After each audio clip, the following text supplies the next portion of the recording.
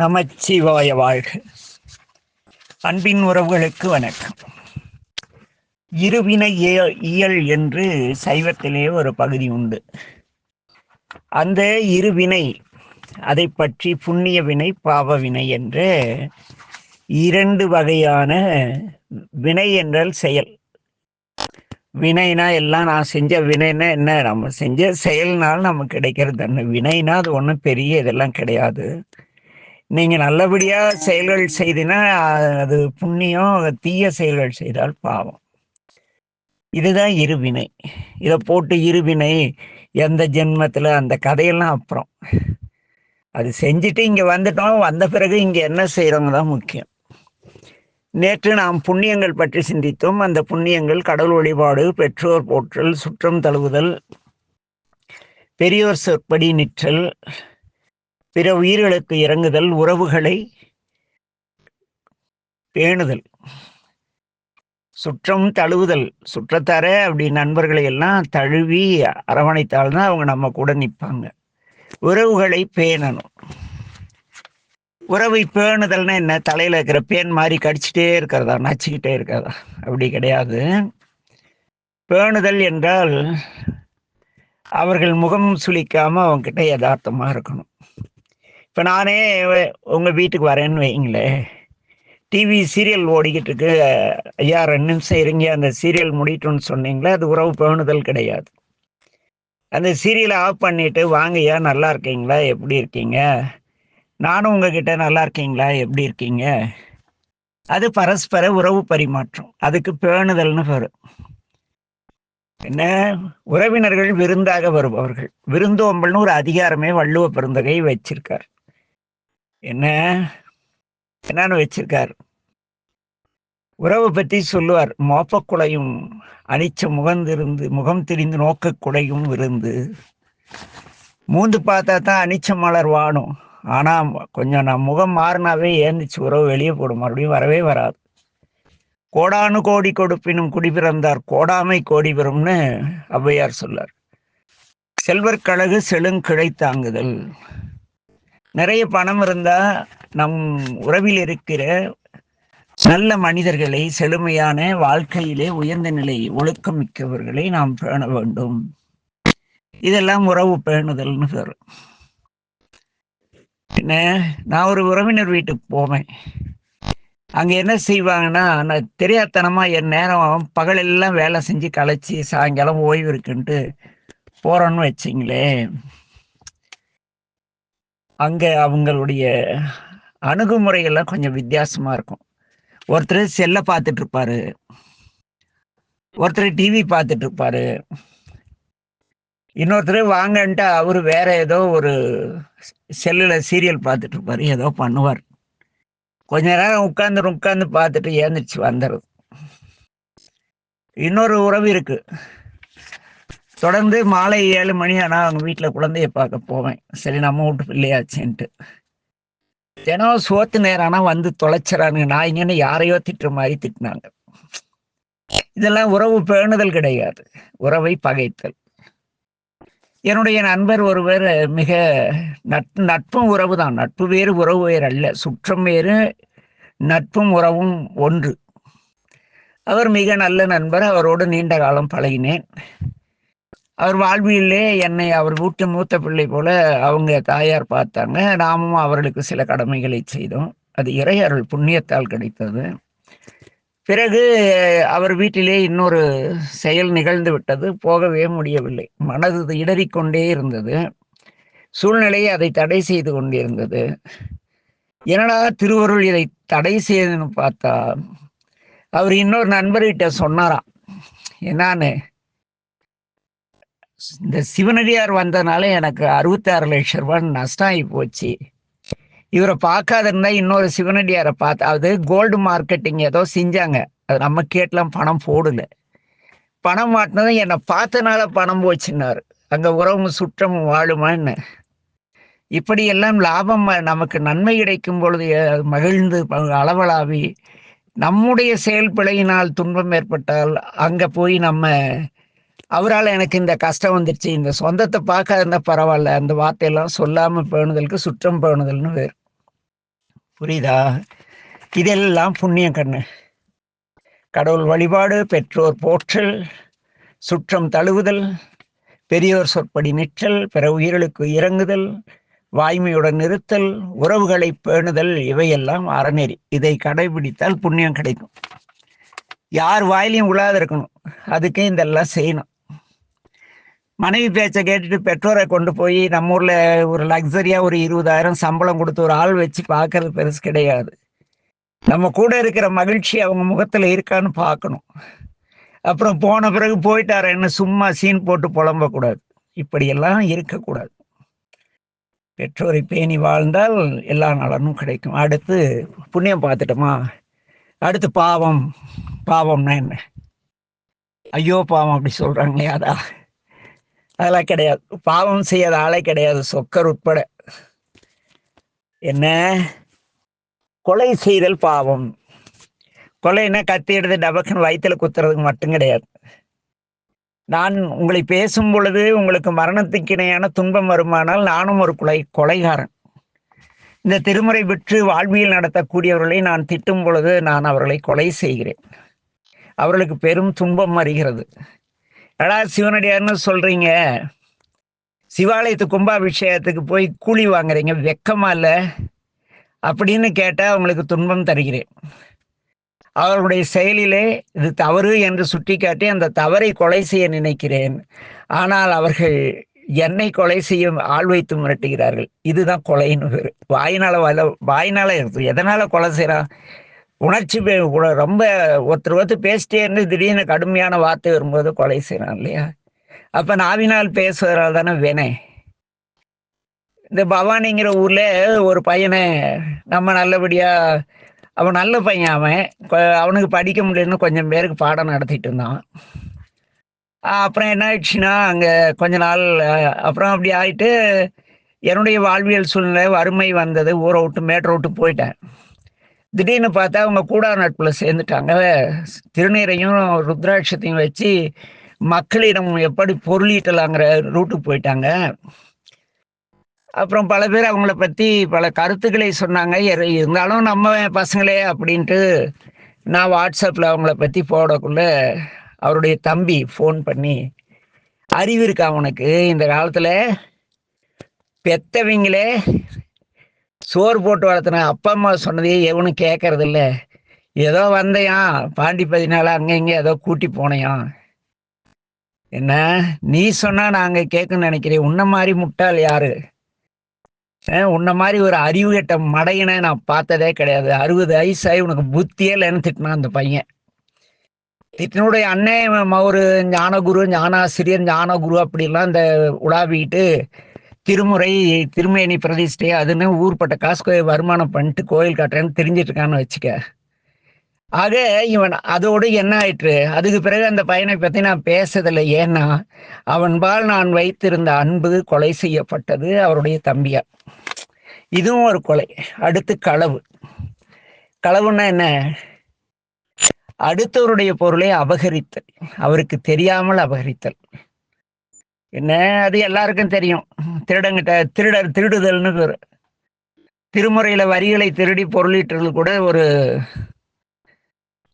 அதுவும் ஒரு களவுன்னு வச்சுங்களேன். அடுத்து கல், சாராயம், கல் எல்லாம் குடிக்கிறாங்கல்ல, அது ஏதோ நிறைய பிராண்டெல்லாம் இருக்கான். அந்த கன்றாவியெல்லாம் நமக்கு தெரியாது. அது கல் குடிக்க கூடாது. அது நம் குணத்தை மாற்றும். அடுத்தது காமம். காமம்னா ஏதோ போய் ஒரு பிள்ளைய அல்லது ஒரு பையனையோ அல்லது ஒரு குடும்பத்தையோ நம்முடைய உடல் ரீதியான ஆசைகளுக்கு தீர்த்து கொள்வது மட்டும் காமம் கிடையாது. காமம் என்பது ஒரு பொது சொல். கற்றாரே காமுறுவர் அப்படின்னா அங்க என்ன தப்பான அர்த்தம் இருக்காங்க? அப்படி இல்லை. காமம் என்பது நமக்கு உடைமை இல்லாத ஒரு பொருளோடு அல்லது நமக்கு இணையான ஒரு பொருள் மீது நாம் காட்டக்கூடிய ஒரு தேவைக்கு அதிகமான அன்புக்கு காமம்னு பேரு. இதுல நம்ம நிறைய வரும். நம்ம வள்ளுவர் பிறன்மனை நயத்தல். ஒரு ஆசான் இருக்காரு. அவர் திருமந்திரத்துல அவர் திருவேடம் பெரிய திருவேடம் தாங்கி அவர் ஒரு குரு நிலையில இருக்காரு. எல்லாரும் அவரை குருவே அப்படின்ட்டு இருக்காங்க. அவங்க எங்க ஊர் பக்கத்து ஊர்ல கஞ்சமலை கிட்ட ஒரு ஊர்ல வகுப்பு எடுக்கக்குள்ள கொள்ளினும் நல்ல குருவினை கொள்மின் உடல் பொருள் ஆவி அனைத்தும் ஈமின் அப்படி அத விளக்கம் சொல்ல வந்தவர் என்னன்ட்டாரு, பெண்கள் நீங்க எல்லாம் நல்ல சிவபக்தியா திருநீர் வச்சிருக்கீங்க, உங்க வீட்டுக்குடைய வீட்டு தலைவர் அப்படி இல்லை என்றால் இப்பிறவியிலே உங்களுக்கு பிடித்த ஞானம் சிவஞானம் மிக்கரோடு நீங்கள் உங்க அந்த குருவுக்கு உங்கள் உடலை தரலாம், தவறு கிடையாதுங்களாம். பொய் தானே இது, திருமந்திரத்துக்கு பொய்யுரை சொல்றான்ல. இதை கேட்டுட்டு அங்கிருந்து ஒரு அம்மா எனக்கு ஃபோன் பண்ணி சொன்னாங்க, என்கிட்ட சொல்லி என்னமா பிரயோஜனம், ஒன்று அவனை பிடிச்சி போலீஸில் கொடுத்துருக்கணும், இல்லை அவனை செருப்பால் அடிச்சிருக்கணும், வேற வார்த்தை எதுவும் கிடையாது. அதை விட்டுட்டு எங்கிட்ட கூப்பிட்டு சொல்லி, ஐயா இவர் இப்படி பெரியவரான வகுப்புல திருமந்திரம் மேற்கோள் காட்டக்குள்ள இப்படி சொல்றாருன்னா சொக்கர் என்ன பண்ண முடியும்? ஆக இதுவும் பாவம். இது என்ன, இது பெரிய கொலை இல்லையா? இது ஒரு விதை காமம். ஆக இதில் தேவைக்கு அதிகமாக எந்த பொருள் மீது நம்முடைய தகுதிக்கு மீறி நமக்கு உரிமை இல்லாத மேல் நீங்கள் காட்டக்கூடிய அந்த அளவற்ற அதை பெற்றே தீர வேண்டும் என்ற எல்லா எண்ணங்களும் காமம். அடுத்து பொய் கூறல். அதுக்கு நான் முன்னால சொன்ன அந்த திருமந்திரத்துக்கு பொய்யான விளக்கம் சொல்லுதல், அதுவும் ஒரு பொய் கூறல் தான். நீங்க திருவேடம் அணிஞ்சுக்கிட்டு சிவருமானை பற்றி ஒன்றுமே சிந்திக்காம பொன் பெற்ற பதிகமும் பொருள் பெற்ற பதிகமும் சாமி கிட்ட பாடிட்டு உங்க தேவைக்கு தானே பாடுறோம் இல்லையா? கோளறு பதிகம் அதெல்லாம் பாடிட்டு நான் ஒரு சிவனடியார், என்ன அதே ஒரு பொய் தானே. இறைவன்கிட்ட போய் அம்மையே அப்பா பாடலாம், போற்றி திருத்தாண்டகம் பாடலாம், வர்றவெல்லாம் சாமி கிட்ட கவலையே சொல்லிட்டு இருக்கானே, சாமியை மகிழ்விக்கலாம் அப்படிங்கிற எண்ணத்தோட போய் ஆலயத்தில் சாமி மேல குப்பை இருந்தா சுத்தம் பண்ணி 4 பூவை பறிச்சு போட்டு அல்லது பறிச்சுக்கிட்டு போய் அந்த சிவாச்சாரியட்டையோ அங்க பூஜகர்கிட்டையோ கொடுத்து சாமிக்கு வைக்க சொல்லி அவரை மகிழ்வித்தால் நாம் அடியார். என்ன, அதை விட்டு போட்டு நான் சும்மா ருத்ராட்சம் போட்டுக்கிட்டு உங்க வீட்டுல ஒரு கிரக பிரவேசத்துக்கு வந்தா 10,000 ரூபா, உங்களுக்கு கருமாதி பண்ண வந்தா 20,000 ரூபா, நான் நேரா டைரக்டா உமாபதி சிவாச்சார் மாதிரி உங்க அப்பாவுடைய ஆத்மாவை சிவலோகத்துக்கே அனுப்பிச்சிருவேன். இதெல்லாம் பொய் கூறல். அடுத்து புலால் உண்ணுதல். அது எல்லாருக்கும் தெரிஞ்ச விஷயம்தான். மாமிச உணவு அருந்துதல், அதுவும் பாவம். அது எப்படி பாவம்னு வள்ளுவர் ஒரே வரியில சொல்லிட்டார், கொல்லாமை ஆற்றின் அறம்பெற செய்யாமை நன்று. அவ்வளவு கொடூரமானது புலால் உண்ணல். அடுத்து கற்பு நிலை தவறாமல் இருக்கு. அடுத்தது என்ன, கற்பு நிலை தவறல். இது பாவம். எனக்கு என்னுடைய கணவனோடு இறைவன் கொடுத்த வாழ்க்கை நான் வாழும் பொழுது மனதாலும் பிற ஆடவர் மீது நான் ஆசைப்படக்கூடாது என்று பெண் உறுதியாக இருக்க வேண்டும். நம்முடைய பக்திக்கோ நம்முடைய திருவேடத்திற்கோ நம்முடைய உரைக்கோ கேட்டு ஆசைப்பட்டு ஒரு பெண் நம்மிடம் வந்தால் அது குருவாக இருந்தாலும், அந்த போலி குரு ஒருத்தர் அந்த கொள்ளினும் நல்ல குருவினைக்கு விளக்கம் சொன்னாங்களே, அது மாதிரி குருமார்கள் ஏதாவது சொன்னாலும் அந்த குருவே ஃபர்ஸ்ட் கற்பனையில இல்லை, எதுக்கு இதுல ஏதாவது நல்ல ஃபிகரை மாட்டாதான்னு பாக்குற குரு. இவெல்லாம் சைவத்தை சொல்லி எங்க கற்பு நிலை தவறாமல் எங்க இவனே வாழலையே. மனதால் ஒரு பெண்ணை நாம உற்று பார்த்து இவளோடு இச்சைப்பட்டாலே அவளோடு மனதால் சம்பந்தப்பட்டவராகிறோம் என்று அந்த பிள்ளையை நினைச்சிருச்சுன்னா முடிஞ்சு போச்சு, அவ்வளவுதான், கனவுதான். ஆக இந்த கற்பு நிலை தவறல் என்பது ஆண் பெண் இருபாலருக்கும் பொதுவானது. அடுத்தது சூதாட்டம். காசு வச்சு சூதாடுறது. இப்ப இந்த முகநூலை திறந்தா, யூடியூப்பை திறந்தா ஒரே ரம்மி விளம்பரம். A to Z X to Yங்கிறான். பணம் நானே தரேன் வாடா, ஆடிட்டு இருக்கிற தொலைச்சிட்டு போங்கிறான். என்ன, இது சூதாட்டம், இதுவும் பாவம். என்ன, அடுத்து புறம் கூறல். ஒருத்தரை பத்தி ஒருத்தருக்கு கோல் மூட்டி ரகலை பண்ணி வைக்கிறது, இது பாவம். அப்புறம் பொய்த்தவ வேடம், பொய்யா வேஷம் போடுறது. மனதில் அன்பு வைக்காமல் நான் திருவேடம் அணிந்து நம்ம நாமக்கல்ல இருக்கிற மனோகரம் மாதிரி நம்ம குணசேகரன் ஐயா மாதிரி இருக்கிறவங்க கிட்ட நான் நிறைய தெரிஞ்ச மாதிரி என்னை காட்டிக்கிட்டு அவங்க கிட்ட ஐயா நான் மேட்டூர்ல கோயில் கட்டுறேன், பணம் கொடுங்க, நான் அந்த ஊர்ல திருப்பணி செய்யறேன், இந்த ஊர்ல திருப்பணி செய்யறேன் அப்படின்னு பணத்தை வாங்கி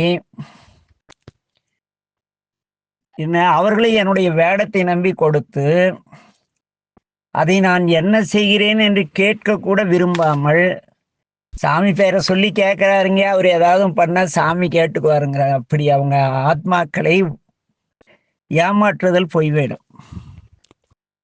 அதே போல இந்த மாத சந்தா எனக்கு கொடுக்கவில்லை என்றால் குரு சாபம் உனக்கு வரும், இப்படிலாம் இருக்காங்க சாமி. நான் சந்திக்கிறேன் அப்படிப்பட்ட நல்ல ஆத்மாக்களை. இந்த பொய் வேடம் போடுறவன்லாம் பாவம் செய்கிறவன். அவங்க கூட சேர்ந்து பாவம் பொய் வேடம் போட்டுட்டு கிரக பிரவேசத்துக்கு நம்ம அடியார், நம் நண்பர், நம் சிவனை வழிபட அவர் பிள்ளையும் பையனை கல்யாணம் பண்ணி வைக்க பணம் வாங்கினா உன்னை விட ஒரு பொய் வேடம் போடுறவன் யாரு? சிவவேடம் தாங்கி தலை கைக்கெல்லாம் ருத்ராட்சத்தை மாட்டிட்டு சிவாலய கும்பாபிஷேகத்துக்கு காசு கொடுத்தாதான் செய்வேன்னா உன்னை விட பொய்யான வேடம் போடுறவர் யாரு? என்ன இந்த உலகத்துக்கெல்லாம் எந்நாட்டவர்க்கும் இறைவனுக்கு தமிழ் மொழி மட்டும்தான் தெரியும், வடமொழி மட்டும்தான் தெரியும், வேற தெரியாதுன்னு ஏமாத்தி பொய் வேடம் போட்ட நம்மளை விட பொய் வேடம் போடுறவங்க யாரு? ஆக இந்த பொய் வேடம் கூட பாவத்தில் அடங்கும். ஆக என் அன்பின் உறவுகளே, பாவங்கள் எவை? கொலை, களவு, கல், காமம், பொய்கூறல், புலால் உண்ணுதல், கற்பநிலை தவறல், சூதாட்டம், புறம் கூறல், பொய்த்தவ வேடம் முதலியன பாவங்களாகும். எதிரிருக்கும் ஆன்மா ஏமாறும், ஆனால் உனக்குள் இருக்கும் சிவம் நீ செய்யக்கூடிய செயல்களை கவனித்துக் கொண்டிருக்கிறது இமைப்பொழுதும் நீங்காமல். என்ன சொல்றார் மணிவாசகர்? இமைப்பொழுதும் எண்ணெஞ்சில் நீங்காதான். தினம் படிக்கிறோம் இல்ல, எனக்குள் இருந்து என் இறைவன் என்னுடைய ஒவ்வொரு செயல்களையும் கவனித்து கொண்டிருக்கிறார். சுந்தரருடைய அந்த பொய் சொன்னதற்காக சுந்தருடைய கண்ணை பிடுங்கி தெருவில் அலைய விட்டவர் சிவபெருமான். பெரிய புராணம் சொல்பவர்கள் சுந்தருடைய தவறை சுட்டி காட்டி அந்த சாமியை போய் மகிழ மரத்தடியில இரு, நான் மூலஸ்தானில் சத்தியம் பண்றேன், இந்த இடத்து விட்டாங்க போன்னு சொல்ற அளவுக்கு தம்பிரான் தோழருக்கே கண்ணை பிடுங்கினார் சிவபெருமான் எச்சரிக்கை பண்ணியிருந்தா எவனாவது திருவேடம் போட்டுட்டு ஏமாத்துவானா? இந்த பெரிய புராண ஆசிரியர்கள் விளக்கம் சொல்றீங்க, புரியுதுங்களா? ஆக நான் அவங்க தெரிஞ்சாதானே சொல்லுவாங்க, அது அப்படி அறநெறி வாழ்ந்தால் தானே சொல்லுவாங்க, அது வேற விஷயம். ஆனால் புராணங்களில் உள்ள உண்மையை மறைத்து உண்மைக்கு புறம்பான ஒரு பொய்யை மெய்யாக்க நினைக்கிறோம் அல்லவா, அதுவே பொய்க்கூறல்ல தான். ஆக இந்த பொய்க்கூறல், புலால் உண்ணுதல், கற்புநிலை தவறுதல், சூதாட்டம், புறங்கூறல், பொய் வேடம் முதலியன பாவங்களாகும். சரி, புண்ணியம் செய்வதால் என்ன அடையலாம்? என்ன கிடைக்கும்? ஒழுக்கமா இருந்தா மட்டும் காசு கிடைச்சிருமா? லக்ஸரியா வாழ்ந்துட முடியுமா? சத்தியமா வாழ முடியும் சாமி. நான் தொழிற்சாலை தொடங்கிய பொழுது என்னுடைய தகப்பனார் சாராயம் வாங்கி விடக்கூடாது, எந்த தப்பும் பண்ணக்கூடாது, பொய்வில் போடக்கூடாது, அப்படின்னு தான் நீ கம்பெனி தொடங்கினார். 86லேருந்து இன்னைக்கு வரைக்கும் எவனுக்கும் ஒரு 10 பைசா லஞ்சம் குடிச்சதில்ல, தண்ணி வாங்கி ஊத்துனது கிடையாது, எதுவுமே செய்யறது கிடையாது. ஆனா தொழில் சிறப்பா சிவருமான் நடத்திட்டு இருக்கார். இடையில கடுமையான ஒரு சூழல், அந்த வறுமை பதம் தந்தார், தெருவில் நிறுத்தினார் சாமி. நான் அங்கிருந்து ஒசூர் போய் ஜெயிச்சு வந்த பிறகு இங்க இருக்கிற மற்ற நண்பர்கள் நிறைய பேர் தொழிலில் தோத்து காணாமல் போயிட்டாங்க. அவரெல்லாம் எங்கிட்ட சொன்னது என்ன தெரியுமா? நீ அறவழியில் பொருளீட்டினாய், தப்பிக்கொண்டாய், இல்லை என்றால் எங்கள் நிலைதான் உனக்கும் என்றார். ஆக இந்த புண்ணியத்தை செய்து ஒழுக்கமாக வாழ்ந்தால் நம் வாழ்விலே இன்பம் தவிர வேறு எதுவும் கிடைக்காது. ஒளியுலகத்தில் சென்று இவர்கள் இன்பங்களை தூய்க்கலாம் என்று இதற்கு விளக்கம் உண்டு. ஒளியுலகம் என்பது அன்புமயமான, யாரையும் பாதிக்காத, எல்லாரையும் நலமாக நட்புடன் பழகக்கூடிய மனிதர்கள் வாழக்கூடிய உலகத்திற்கு ஒளி உலகம்னு பேரு. ஒளி யாரு? சிவருமான் மாசற்ற ஜோதி, சோதியே சுடரே சூழ் ஒளி விளக்கே. ஒளி விளக்கு இல்லையா சாமி? அந்த மெய்த்தொண்டர் கூட்டத்தோடு ஒழுக்கமிக்க வாழ்க்கை வாழும், இன்பமே எந்நாளும் துன்பமில்லை என்று வாழக்கூடிய அன்பலோடு புண்ணியம் சேர்க்கும். பாவம் செய்தவர் அடைவதுன்னா ஒரு நாளைக்கு உண்மை தெரிஞ்சா ஊரே சேர்ந்து உதைக்கும். அதற்கு பிறகு அவர் துன்பமே எந்நாளும் இன்பம் இல்லை. ஆக எதை நீங்கள் அடைய வேண்டும் என்பதை தீர்மானிக்க, எதை நோக்கி நீங்கள் பயணம் செய்கிறீர்கள் என்று தீர்மானிக்க இந்த இருவினை நீங்க செய்யக்கூடிய செயல்கள். இப்ப நல்ல செயல் புண்ணிய வினை எதுனா, கடவுள் வழிபாடு, பெற்றோர் போற்றல், சுற்றம் தழுவுதல், பெரியோர் சொற்பொடி நிற்றல், பிற உயிர்க்கு இறங்குதல், வாய் மெய் பேசுதல், பெற்றோரை பேணுதல் என்ற அறநெறியை கடைபிடித்து நல்ல செயல் செய்யும்போது எல்லாரும் உங்களுக்கு நல்லது செஞ்சு வீட்டுல மகிழ்ச்சி தானே இருக்கும். ஆக நான் சொன்ன புண்ணியத்திற்கான பயன் உண்மையாயிடுச்சா? அப்புறம் கொலை, களவு, கல், காமம், பொய் கூறல், புலால் உண்ணல், கற்பு நிலை தவறல், சூதாட்டம், புறங்கூறல், பொய் வேடம் இதெல்லாம் போட்டு ஏமாத்திட்டு இருந்தா என்னைக்காவது உண்மை தெரிஞ்சா நீங்க இருண்ட உலகத்துக்கு போயிடுங்க. உங்களை ஒரு நாய் கூட சேர்ந்தார்.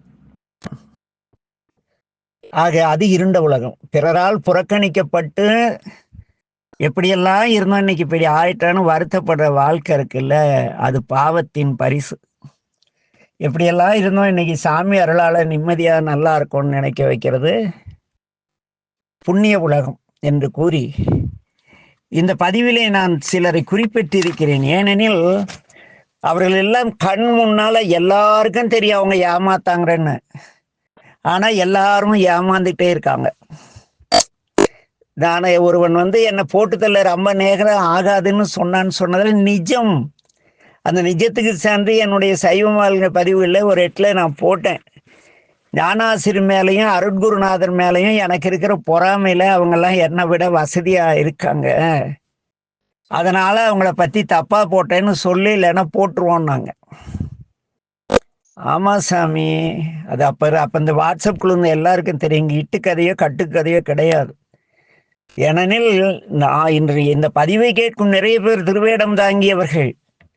உங்களை சுற்றி திருவேடம் தாங்கியவர்கள் அவர்களுடைய ஆதாயம் கிடைக்கவில்லை எனில் உங்களை விட்டு ஓடி விடுவார்கள் சாமி. மெய்த்தொண்டர்கள் அல்லாதவர்கள், பொய்த்தவ வேடமுடையவர்கள் என்று கூறி மீண்டும் அடுத்த பதிவிலே சந்திப்போம்.